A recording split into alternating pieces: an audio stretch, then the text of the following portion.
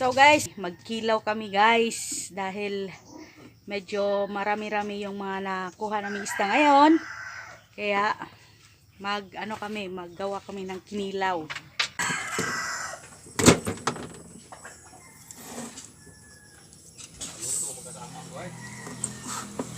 Ang saog. Hani pang.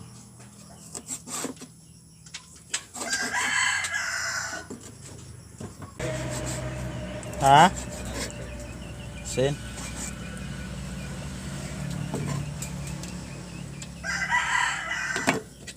Sin sila.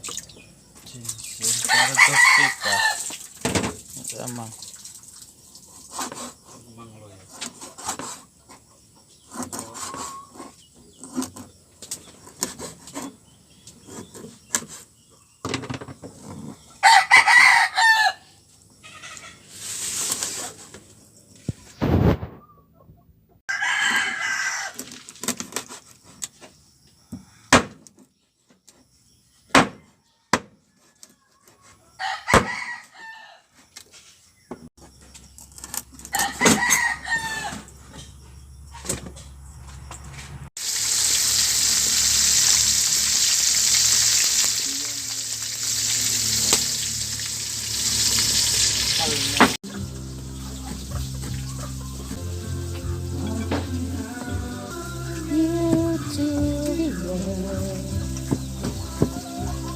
Ba.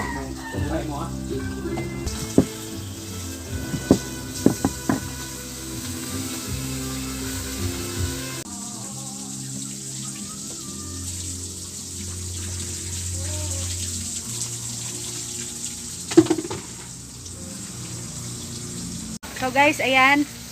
Ready na po yung ating kinilaw. Ito na po siya guys. Kulang na lang po ng suka.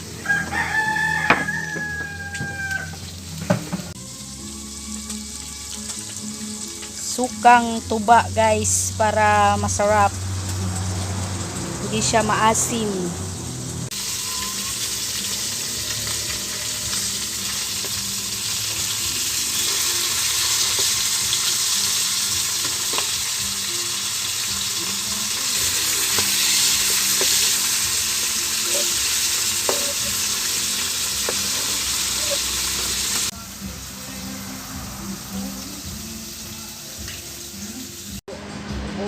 So guys, ayan, nakapagluto na kami guys. So ito na po yung aming ulam.